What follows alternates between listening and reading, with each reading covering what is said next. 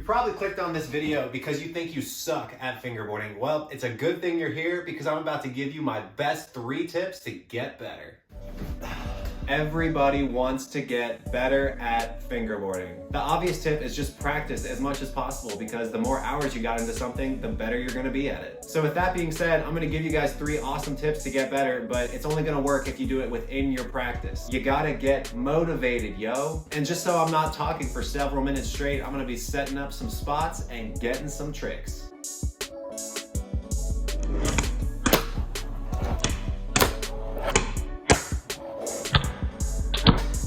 Tip number 1, you need to watch and get inspired by actual skateboarding. Fingerboarding would not exist without skateboarding. The whole reason I got into fingerboarding in the first place is because my parents wouldn't let me do the real thing, and I just still wanted to do all those tricks that I saw my favorite pros doing. Not only is it super easy to get inspired by an awesome pro, but they're gonna show you the proper way that your tricks should look. Realism is a huge part of fingerboarding, and if you got that part down, you're gonna have some sick looking tricks. This trick that I'm about to attempt is called the flip and pray. It's pretty much everybody's first fingerboard trick. You just flip it around with no rhyme or reason, hoping your fingers land on top of it. Let me ask you this, when was the last time you saw a professional skateboarder doing that trick? They don't do anything like that because it doesn't do anything for them. It's not gonna make you progress. Now watch my kickflip. If you saw somebody doing the flip and pray or my kickflip, which one of them would you think is a better fingerboarder? It's definitely fun and it might look cool to just flip your board everywhere, but all it's gonna do is show a bad sense of control. Keeping your tricks realistic will always be king, I promise.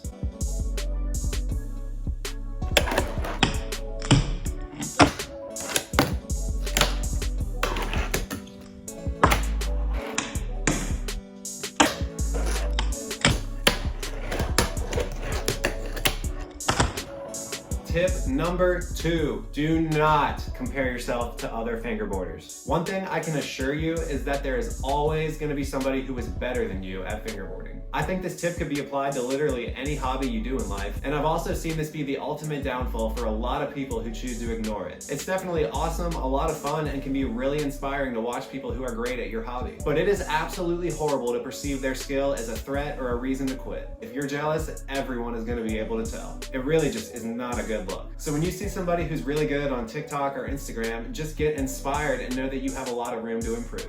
If you get jealous, it's going to ruin your confidence, your motivation, and you might as well just flush your fingerboard down the toilet. Even outside of fingerboarding, jealousy is going to wreck you. I've seen it happen to plenty of people. You'll just end up digging yourself into this egotistical hole that you'll never be able to get out of.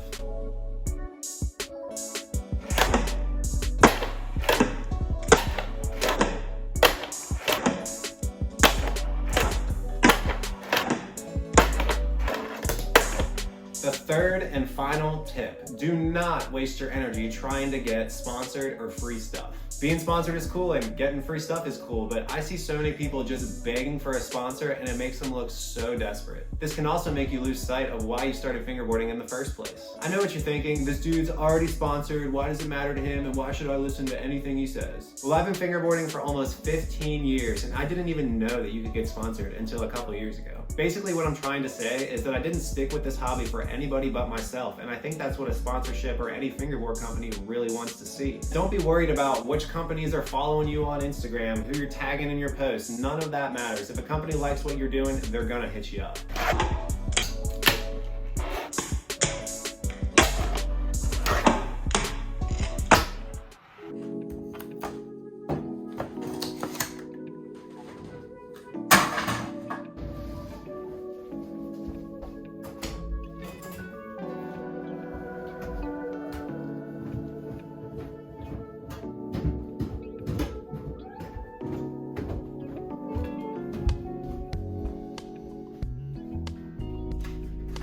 This is the current condition of my front yard. We had a pretty bad ice storm here in Cincinnati. Well, I'm about to edit this video to get it served up to you guys on Wednesday. This is my cat Wheels. I just feel the need to introduce you guys to him every single time he's around me while I'm on camera. He is just the best boy ever. A lot of people have asked me to do trick tip videos, but I honestly think that this would be a lot more beneficial to somebody who's learning to fingerboard because there's just stuff that people don't tell you. And seriously guys, none of this is going to work if you're not practicing. Practicing is the #1 way to get better. So that makes this video more of just a guide to help you reach reach your mini skateboard goals. If you enjoyed this video, make sure you like it and subscribe to my channel. I upload a new fingerboarding video every single Wednesday. So thanks for watching and thanks for playing.